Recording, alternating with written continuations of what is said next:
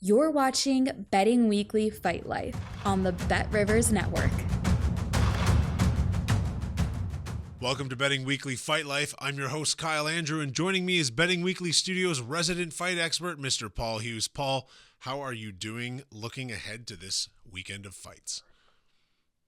It's a fun card actually in Baku. A lot of things going over on there right now, but yeah, we have a fun main event, a fun co-main event, a few fun fights.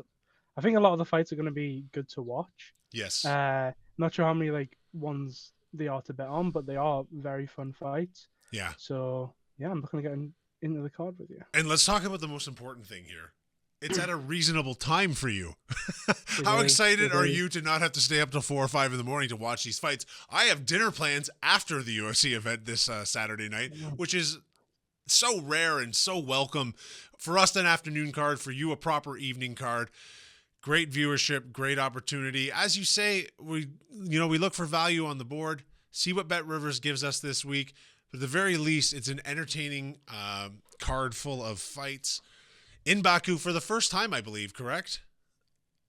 To my knowledge, unless they went years and years ago. I doubt it.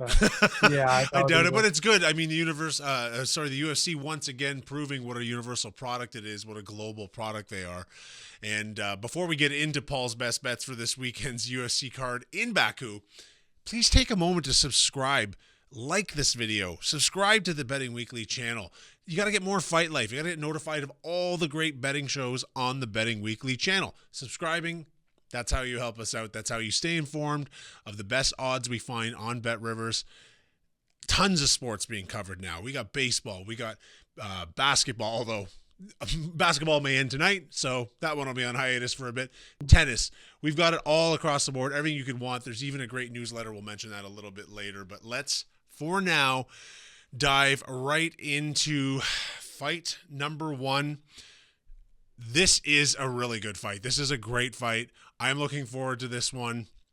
A lot of questions coming in.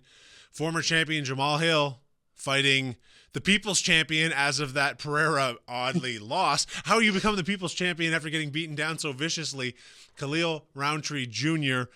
put on an amazing performance against Alex Pereira, especially in those first couple of rounds last time. Eventually lost, but emerged a social media champion for what he was able to endure. How do you see this fight?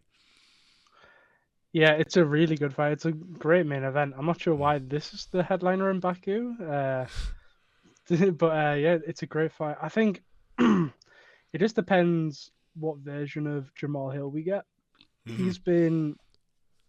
He's battled so many major injuries. Yeah. Which again, you saw against Yuri when he was wearing that stuff on his legs. It was pretty, it's that's tough to see. But Jamahal Hill is a 5-round fighter.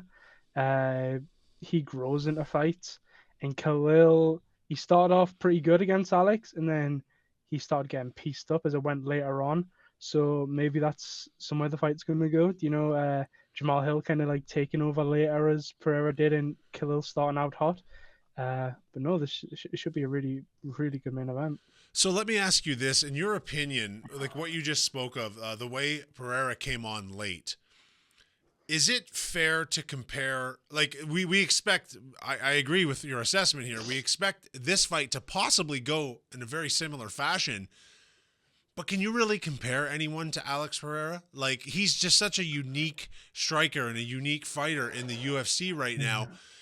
He handled Jamahal Hill quite easily. Jamahal Hill also got handed by Yuri Prochazka. Can he withstand the potential power shots that Khalil will throw his way for the first couple of rounds to pull away from him in the end in a similar fashion to the way Alex Pereira did? Yeah, I mean, that's a good point. Alex is one of a kind, what he's done since he's come to the UFC. But Jamahal Hill, I'm going to say before his first that leg injury when he was the champion, he had to give it up. Mm-hmm. He was probably, I think that version of Jamahal Hill we saw against Glover a few years ago now, that was probably the peak light heavyweight I've seen in a long time, and I might even include Pereira in that combo because he was nasty. He beat up Glover really bad, and again, when you're saying you can't really compare anyone to Alex, and that is fair. Jamahal, he also isn't he's not the same like style as him. But Alex in Khalil, I think the surprising thing for me is Khalil hit like, did he drop him in the first or was it the second? I can't remember. I It might have off the been. top of my head, I I can't think the remember, but second. I think he dropped him in the second after winning the first round. Everyone's like, "Oh my god, what's kind of going on here?" But again, on the age wise and the miles wise on his clock, Jamahal Hill's a lot less. He's been fighting a lot less time than Pereira. Pereira's probably had a million kickboxing fights, probably. Do you know what I mean? And then Jamahal Hill's very fresh in the guard. He has got major injuries that Alex hasn't had to deal with, which is probably a thing. But again, I think Khalil will find success in the early rounds, like he kind of always does. And a big worry for Jamahal Hill here is the leg kicks yeah. of Rountree. The thing is about Rountree, though, he doesn't throw leg kicks when he should. He has some absolutely nasty leg kicks. And if Jamahal Hill's legs are really that, like, as I said, the injuries in his legs, if they are that beat up and Brittle, Rountree starts throwing them, yeah, it could, like, cause some serious damage going into the further rounds. But I just can't trust Rountree to consistently do that. I think Jamahal Hill's a better overall striker. He's the long guy, he's bigger, and over the 5 rounds, I just trust him way more. So I think Jamahal Hill's probably going to win this one, if I'm being completely honest. Yeah, I think I kind of see it the same way. I mean, you can't discount Rountree Jr.'s ability to land a big shot. We've seen Jamahal Hill get floored by big shots recently, but as you say, the lack of activity due to injuries does leave questions. Now, we've got those questions balanced against him having that championship medal, right? He's been here. This is not a big stage for him. This is actually the smallest stage he's fought on in quite some time. Whereas Rountree Jr., he performed well on his biggest stage ever against Pereira last time out. But that's his experience at that level. And now here, this is a critical moment for Rountree, needing a win here. But like you, I'm not entirely certain he's got the complete game, the 5-round ability to finish Jamahal here. Like, he can finish him, but Jamal's a smart fighter. He often does. I don't think Jamahal always gets credit for how smart of a fighter he is, but you don't strap a belt around your waist in the UFC unless you have the intelligence to find different ways to beat different guys. So looking at the board here, looking at the odds BetRivers have given us, man, this is a main event fight. -106, -118. That's as tight as it gets. Like, that's a very, very tight line. Yeah, I mean, I also, like, just looking at what they've done in their career, I don't know how you can have Khalil Rountree as a favorite. It's like a -118. He has losses to Martin Praknio, Ion Kutalaba, Johnny Walker, all these in his ones. I think he lost to Dustin Jacoby as well, but that's a whole different thing. But Jamahal Hill, his losses are like, obviously the Paul Craig one was kind of a meme. Like, that's what Paul Craig kind of does to people. But his losses outside of that, only to the best of the best. He lost against Yuri when it looked like Jamahal was growing in the fight. And obviously he lost to Pereira in the first round because that's kind of just how it goes against Pereira. But his losses are only to the best of the best, and that's something I think he has on his side. Khalil, as I said, he's shown weakness to the lesser people in the division, which is, I don't think Jamahal Hill's getting beat by Marcin Praknio. I don't think he's getting beat by Ion Kutalaba. I know that is some time ago, and Rountree is better now, but I don't know how much better he's came in that time. I don't know how much worse Jamahal Hill's got. Like, if this line was priced before Khalil Rountree fought Pereira, I feel like Jamahal Hill would be a much bigger favorite. I think people are talking about how, like, tough he is and, like, the kind of riding with that. But again, how much is that gonna last over rounds 4 and 5 when Jamahal Hill, who's shown huge success there in his career against the best of the best, when he's just landing on you for 5 rounds? Yeah, and one other point to make here too that can't be ignored. There's a price that you pay for taking a beating like Rountree Jr. did take against Pereira. Like, he got hit with who was refereeing that fight, and he had said afterwards that he had just never seen someone withstand being teed off on that way. It was crazy. Like, he got hit to the point where he was the social media winner of that fight.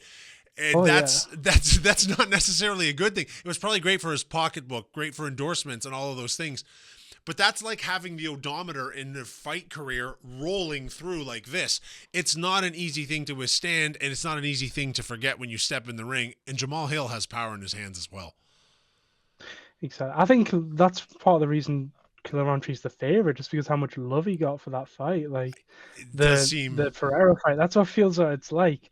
I mean, I know Jamahal Hill, as I said, he's only been finished against the best, and is Rountree really plus 123 to finish him? When you're looking at the to win by finish odds at Ferreiras, I'm not too sure. But again, if he does go out and he is blasting those low kicks, you could see a thing where Jamahal Hill's legs are just completely done. But again, we said this about Usman last week, and look what happened to Usman. He came out there and had a... To be fair, the entire MMA universe missed last week. Like, I didn't see many people picking anything much different than what we had chosen. I lost money on that fight.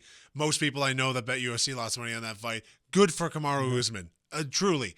So looking at the Bet Rivers odds here on this main event, Saturday night in Baku, were you able to come up with a bet that you like? Were you able to find odds that you were satisfied by? If this was over 3 rounds, then I don't think I would touch pretty much anything. But over the 5 rounds, I just think you have to go with Jamahal Hill here. I think, again, as I said multiple times now, he's proven over that distance.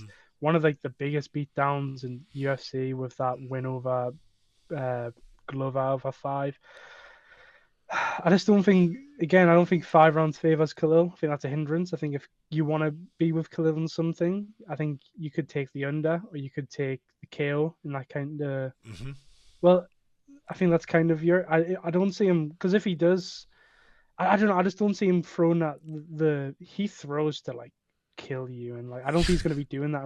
If he's doing that and still in round 4 and 5, then fair enough. You know, it might just be a bit of value on the money line. But I think if he's going to win against Hill, it's going to be on the finish. But I think he's too skilled over the full distance. I think, again... I expect him to be fresher and healthier coming into this. He grows into fights, and I like all the upside in Hill here. I don't know. Part of me still rooting to get peak Hill back because he was a monster, and I think we're gonna see it displayed here. He seems very confident as well in the media, I think. Yeah, I'm very, very torn about this, and one of the main reasons is a point you've repeatedly mentioned so far. Just the state of his legs, injuries. If Khalil can get to those legs and chop from under him, I'm not as I believe Hill should win this fight. I think he will win this fight, but I think I'm slightly less confident than you. I'm probably going to be looking at the over 2.5 at plus 102 for this one, but I want to see them on the scales. I want to see them during the walkout. See how Jamahal looks. I mean, in the past, I thought he looked a little bit soft for the level of competition that he was competing in, but I'm with you. I think Jamahal Hill should win. Whether I bet that way, I'm not sure. But I think it goes late, and I think, as you're predicting, Khalil will start to fade down the stretch, and that's probably what we're likely to see in this main event. Any further notes from you, Paul? No, on this, I agree. I think if you don't want to take the Hill side, I think like straight, because you think that maybe Khalil can finish him in the third, like late in the third or something. I think the over's a good look, and that's actually bigger money than just Jamahal Hill to win. So. Again, as I'm saying, he grows into fights. Maybe that's another way you can get with him on the over line, over 2.5. So I think that's good as well. Yeah, 12.5 minutes at this weight class is always risky, especially when guys both have power in their hands. So, I mean, you're probably nervous picking one guy, and I'm nervous picking a fight to go late. But there's a very good chance we're both right here. So I'm pretty comfortable saying that. So. It's one of those things. It's going to be a really, really good fight, and it's got major implications for the division, especially for Jamahal Hill, who, has lost to the guys above him already and recently. What does the division do next if Rountree loses? It's just kind of frozen into stalemate, and that just is what it is. But before we get to the second fight of the night, the co-main event, I just want to remind everyone that you can, in fact, get exclusive Fight Life picks each week when you sign up for the free Betting Weekly newsletter. Go to bettingweeklystudios.com to sign up, and you'll get our free Betting Weekly Insider to your inbox each and every week. I don't know who designs that email, but it looks slick. It's one of those... It's one of those email lists I actually truly enjoy perusing, and there's a lot of value to be found in it as well too. So Bet Rivers will put the odds on the boards, and the Betting Weekly Insider newsletter will have you picking the best of the best from all of that. Okay, let's move on here now to the co-main event in the evening. Rafael Fiziev, Ignacio Bahamondes. Interesting fight, given especially Rafael's previous outing. Took a short notice fight when Dan Hooker dropped out against Gaethje and took that to a decision. I was a little bit surprised personally that fight did go that long on short notice. What does that say to us about this? Again, very, very close odds on the straight win. Yeah, it's another banger on this card. It's another fun fight, which is, they're going to be showing out in Baku, and that's what we like to see, especially when I'm able to watch the fights at a normal time. I'm so happy for you for that. That's why I mentioned it right off the hop. I'm like, he gets I can text him without worrying if he's dozed off. I love it. Yeah. Again, Fiziev coming off, I think it's 3 losses in a row now. 2 of those to Justin Gaethje, but one of them in between, something I want to talk about, is he had a big leg injury against Gamrot, and I don't know what I saw in the Gaethje fight is pointing to him going to be back at full strength. I think when you're so fast twitch like he is and throwing these kicks in, all of his game with his movement, I think that's a big hindrance to him. And again, he's had more time off now. He fought in March. I don't know how much time he's had to recover because that was a bit of a gorilla as well. But again, that injury for Fiziev, it worries me a lot with these fighters when they're moving so much and they're throwing all these kicks. It's a big worry, and I don't know if I can trust him again, without seeing something first. And then again against Bahamondes. Bahamondes is 7 inches taller, 4 inches reach, and Bahamondes kind of he brings it, and so does Fiziev, but Fiziev brings it really early and then kind of fades over the fight, which you can see in his performances. He fades when he gets to the 2 and 3 rounds, and I think especially when he's having to close that distance the entire time, that could be a bit of a worry for him. Again, it's such a high skilled fight though. I'm not too sure how it's going to go. And again, I don't really want to trust Fiziev without seeing more of him after this post leg injury. But yeah, it's going to be a great fight. Yeah, I think so too. And I'm also having a little bit of trouble finding something on the odds here that matches my enthusiasm to simply watch the fight. I don't know how it's going to go. I have something for you. Yeah, you do. You can at Bet Rivers, if you go along to the market, you can bet on over significant strikes.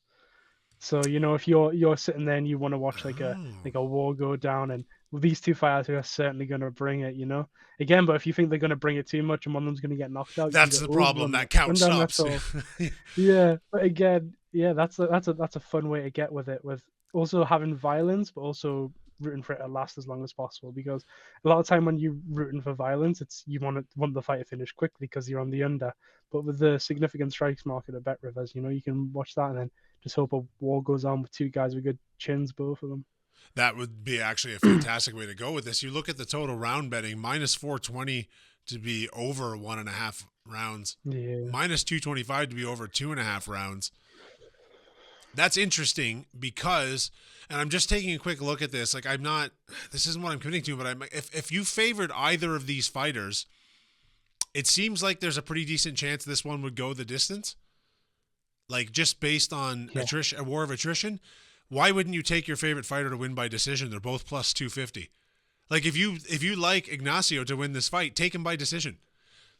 At plus 250, I think there could be some value there, but I have yet to commit to who I actually think will win. I'm really, really torn about this fight because this is very much a referendum for them both. Ignacio to Rafael to maintain his standing in the division, Ignacio to assert himself against the best opponent he's ever fought. I agree. I do not know who's going to win this. It's really one of those where it's too close to call. It's great matchmaking. Terrible for wagering. Were you able to find anything on Bet Rivers on the board here for this one? Honestly, as I said about the Fiziev one and with that injury, I'm just trying to wait off until I see some more for him.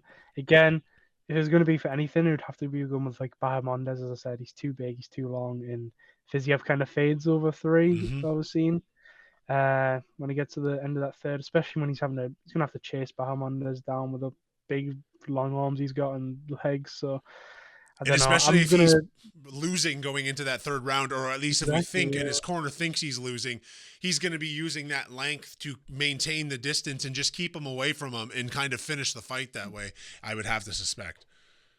Yeah, and not to mention as well, we haven't mentioned that's his region of the world over. Is he from Azerbaijan? I think he is, isn't he? Yeah. So Is he he's from from there as well too?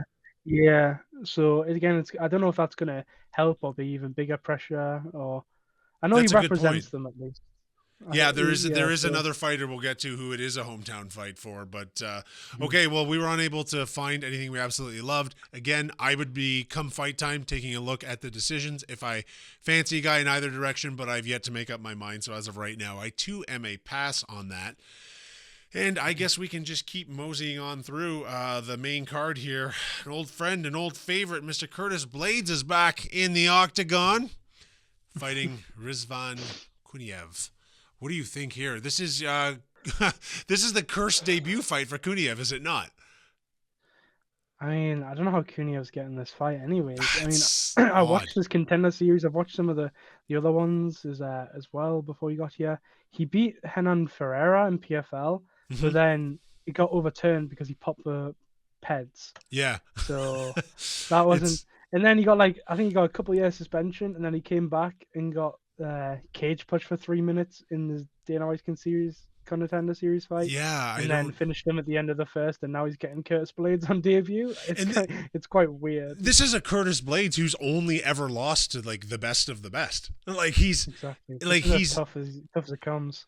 it's a very interesting way for him to jump into the heavyweight division. But is this maybe in some way a bit of a referendum as to where the heavyweight division stands right now? Because they can't give Curtis Blaydes someone above him again. Because that's not worked out well. But who is below him that's even worth putting on a main card on a like? Of course, you want to go into Baku and have a heavyweight fight on that main card. But Yeah. is this a reach? Is this is a weird one for me? Yeah, I'm quite in the same boat with you.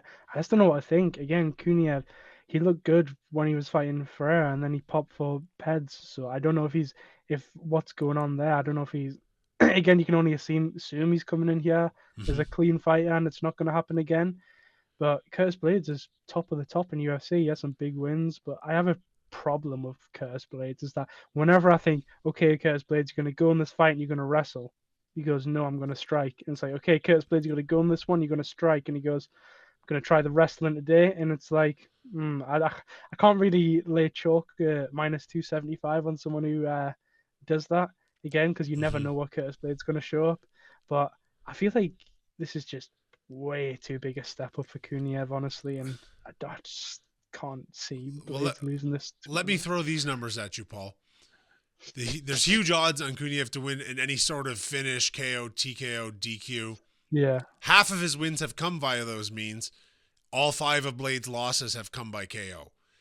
Do you see him getting caught here by any? I mean, again, this is heavyweight, but we're talking about a guy who got popped for PEDs, not even in the UFC. Like he was fighting guys below UFC level and feeling like he needed to get that extra edge. So, I mean, you could say that, but again, with such a big skill difference, is Blaydes going to let him? And I'm sure Blaydes, yes. I mean, if I'm watching, I'm sure Blaydes is watching this contender series fight. This guy who doesn't have Blaydes is top of the top wrestler in the UFC, and Kuniev was getting pushed against the cage like pretty handedly in the first couple of minutes of that, and he looked big and out of shape. Like it didn't look like it wasn't like a great performance all in all, and now he's fighting Blaydes. I guess if you think that's I don't see him winning decision against Blaydes. So again, no. plus 650 being bigger than the plus 525, you could have a stab on that if you think Kuniev has a chance here. But again, I'm on the Blaydes side here, but I don't feel confident picking him at minus 275. Either. Yeah, I don't think Kuniev can win. I don't think he's going to land that KO TKO. But I do think if he were to win, it would definitely be that means. I cannot see him outscoring Curtis Blaydes for 3 rounds. I'm not sure if the fight last that long if anyone other than Blaydes could win. Were you able to find anything on the board here for this fight that you like? I couldn't know. But again, if you there's different ways you could play it. Again, as you said, Kuniev, if you like him, you could the plus 650 looks okay for his KO. And Blaydes, if it is as big as a skill advantage as we think it's going to be, him just to win by a finish or win by a KO, yeah, that doesn't seem like it can be too bad. If he's fighting a guy who again is popping for these steroids on the regional scene. If he comes to the UFC clean, is he going to be at that level? I mean, it's hard to see, so isn't it? Yeah, it's very interesting to speculate what might actually happen. Yeah, And it's just one of those things where you can't really be super duper sure in a fight like this how it's going to go. But it's again, this is one of those fights where I feel like there could be an explosive moment or it could be a snooze fest. Like, it's really hard to say. But let's just keep moving through this main card right now. But before we do, of course, if you do like the shows on Betting Weekly Studios, take a moment to follow the social media handles at Because We Win on Instagram and on X, because we post an awful lot of extra content on there. Links to all the new shows when they drop and everything you would possibly need to keep up with the Betting Weekly universe. Next fight on the board, we have Tofiq Musayev against Myktybek Orolbai. Did I say that correctly? Orolbai, but you got the rest right. Orolbai, yes. I get the Myktybek correct, but not the Orolbai. Yeah. What are the odds of that? What do you like here? I think when you're looking at it, Musayev, he's UFC debut at 35. Mm-hmm. He's fought around in Bellator and stuff. He's fought some decent names with like Storley and others in that time, but he's had a 2-year layoff now coming into this. Mm-hmm. I think it was. And when I was watching a lot of his fights, I just didn't like his low output. Like, he has a low output, and then when he does throw, it felt very telegraphed. Again, if you watch that Logan Storley back, he got finished in the third round by a body kick, but when before that, he was just like throwing that right hand, and was kind of offering not much else. Again, I don't know how well that's going to do against. The thing is about Orolbai, I think the worst part of his game is his striking defense. But again, if you're not able to mix it up that much, how much success are you going to have? If he's only got one shot to worry about, even if his striking defense isn't great, I mean, do you know what I mean? Is that going to cause him too much trouble? I watched a few of them, Musayev's other fights as well. Again, he was just beating some people he was much better than in Ryzen before this, and then he had a layoff, and now he's here. Orolbai's good, man. People were putting him in like the top next prospects, future ranked and stuff last year, and then he lost in an absolute war against Rebecca where he was making mistakes. And now I think he's going to learn from that. He's still young and growing, and I don't know. I think Orolbai's a savage. Good everywhere, good pressure, able to switch it up, good power, good grappling. He destroyed Medic and Elvis Brenner, and I actually really like Myktybek Orolbai in this fight and going forward. Right. Well, I mean, and Tofiq, a good striker. He strikes well moving backwards, but he's at a big grappling disadvantage here too. And Orolbai is going to shoot a lot. So whether he can catch him coming in on that, I just sincerely doubt it. I think... Yeah, I think going over his history and stuff like that, it's... Orolbai should win this fight. Like, on paper, to be very clear, he should win this fight. Whether he will or not is a question. Were you able to find anything on Bet Rivers that you liked for this fight? Well, if on paper he should, I sure hope he can, because I think Orolbai is going to win. Yeah, that's all. Like the minus 162, it may seem short, but I think that's just a really good price on Orolbai. I think he's like, again, Musayev, as I said, like I just don't think he's at like the level of Orolbai. I think Orolbai, as I said, he can mix it up so much, and you've got to have a lot of value for that at this level. He can fight wherever, and I think there is a massive hole where he could just get 15 minutes of grappling control here if he wanted to. And if he went out and did that, you know what, it wouldn't be a banger fight, but again, that's just a path to victory. And maybe he does go for something smart, because after rewatching his last fight, he's probably like, that wasn't the greatest idea. just going to war with Rebecca. And you know what? I think that he's had a layoff after that, and I trust him more. I've watched Musayev. I wasn't that impressed. I think Orolbai's a ranked level in the UFC, and I think he'll come out and prove it this time. I think that's a pretty good assessment, Paul. I think that's what should happen, and oftentimes we tend to overthink these things instead of just accepting what we're given by the odds makers, by the team at Bet Rivers. And I think, it's a bit long, like you said, but it's also probably the correct pick. Do you see any opportunity to possibly throw that in a parlay maybe, or not your style? Again, as you said, with the Fiziev site, so it's not really my style, but I do on the very rare occasion, but not too often. Mm-hmm. But as you said, the Fiziev one, instead of you stopping to decide who's going to win the fight and be like, oh, I knew it was going to decision, but I didn't know who was going to win. But I picked thingy. You could chuck that in Orolbai in with someone there in the over. I'm sure that would pay decent money, and them two added together. So that could be an outlook if they want to combine those two picks. Food for thought for sure. Let's keep moving through this card. We have Nazim, Sadykhov, and Nikolas Motta. This is actually a hometown fight. This is a hometown fight for Nazim Sadykhov, and he is a heavy favorite here. What do you see? What that Bet Rivers has handed us here? Minus 435 to win this fight against Motta. I think the minus 430. First of all, I just want to look at Motta. If you look at when you normally look like by decision plus 850 and then by KO plus 700, they're kind of just saying he has a bit of a puncher's chance, and that's it. and I tend to agree. I think Sadykhov has him pretty covered most where this fight goes, but Motta hits hard. And the thing is about Sadykhov, when he gets going, he can kind of get carried away. He's very skillful, very powerful, and he's been. I remember him being dropped before. I can't remember was it Evan Elder? I'm gonna say off the top of my head. Again, Motta hits hard, and if Motta lands, he could find it here. But I think Sadykhov has him covered in so many ways. Again, as I said, I think he's going to be landing more often on the feet. He's very powerful himself. He's very, very skillful, no matter where the fight goes. And I think if you're looking at, again, a short price one that could look absolute domination in the end, I think Sadykhov's likely to do that. Yeah, and if you take a quick look at the notes, all 5 of Motta's pro losses have been inside the distance, 4 of those by knockout. You see any potential for a finish here by Nazim? Oh, yeah, I was looking at playing that for the show today, but minus 152, I didn't feel too comfortable just because of again, if he gets too carried away in his hometown and Motta hits hard. So again, maybe if the unders was slightly a bigger price, then that would tempt me, but not the.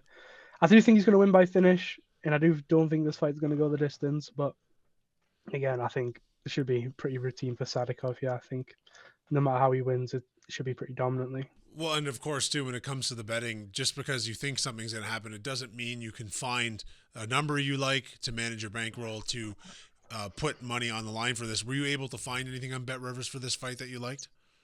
I couldn't again, but this is one where I said I don't see it going the distance, so maybe that's the thing you add with Orolbai, or maybe that's the thing you add with the going the distance in the Fiziev fight. So, we've given out lots of options. All right, well, let's move on to the final fight of the main card. Naimov, and Bogdan Grad. I just want to be very clear with the audience right now. My notes for this fight consist of 5 words, and those words are Bogdan gets hit a lot. Yeah. Paul, what do you think? You could add a 6 and say very in there as well. Make it showing how much he actually gets hit. But yeah, he does get hit a lot. His strength and defense isn't great, and he's going to bring it as well. He's going to come out there and he will look for that finish. As you know what I mean? As he said, the reason he gets hit a lot is because he's going forward and he's trying to finish you himself. So Naimov is a level above him, I would say. Like when you're looking at we've been like technical and just the fights on his record already. Beating Nathaniel Wood is a big one. Like Bogdan Grad does hit hard though, and he does walk forward. So again, I was kind of looking at Naimov by decision, but then again after watching tape, as you came to as well, Grad just gets hit way too much. He just does. It's just so hard to ignore. Yeah. He gets hit way too much. I don't think he's got like Naimov's got like insane crazy power. So I didn't really want to go with like the finish aspect. And again, he can also sub. So like I don't know. I thought there was too many different ways that this fight could go. So I eventually I couldn't really find much myself. But yeah, this should be another one that's a fun one. I hope, anyways. Well, the problem with getting hit as much as Bogdan does is often the first fight on a main card, there's a certain energy they come to the ring with because there's a pressure to start the main event, the main card off with a bang. And that doesn't necessarily translate well to someone who takes as many shots as Bogdan Grad does. Were you able to find anything on Bet Rivers that you liked for this one? I wasn't as well. There wasn't not too much to pick from this fight. But again, with Naimov, he's from Tajikistan. It's probably the closest his family will ever get to seeing him there. So I wonder if they're going to make the trip over to watch him. And I'm sure you'll have some decent support there as well. So I think Naimov's going to win. Grad's going to walk forward and he's going to get hit. The rest is up to fate, I think. I think you could. Your last point there, I don't think you could possibly make an easier prediction that Grad's going to get hit in this fight. He gets hit in every fight, so it is what it is. But that's the entire main card done. Again, this is one of those ones that I think we're in for, as a viewer, a really good card Saturday night. As a bettor, maybe there's just not as much on the board at Bet Rivers that we like. It could change come, the weigh-ins, the walkouts. You could see something, a parlay could tickle your fancy. We kind of discussed a few options there. But a good night of fights overall, wouldn't you say? I think it's going to be a good night of fights, yeah. It's a lot of fun. As you said, we mentioned fun a lot during the fights, and I think that's what's going to bring. Maybe not no star-studded name again outside the first few fights that we covered, but there's a lot of fun fights, as we said, yeah. I think it's going to be a good night to watch. All right. Well, thank you once again for joining us on Betting Weekly Fight Life, brought to you by Betting Weekly Studios. My name is Kyle Andrew. I was joined once again by deep diving analyst, Mr. Paul Hughes. And please, one more time, I'm going to ask you to subscribe to this channel. Subscribe to the mailing list. Subscribe, like, comment, leave us comments. We do like engaging with people. We had some pretty smart commenters last week that offered their picks. Better than mine, I won't lie. And we look forward to next week. We have a great big card. International Fight Week is upon us. Looking forward to that one. We'll be going along with that show, no doubt. Big card, big night for the UFC. Thank you, and we will see you soon. Thanks for watching Betting Weekly Fight Life on the Bet Rivers Network.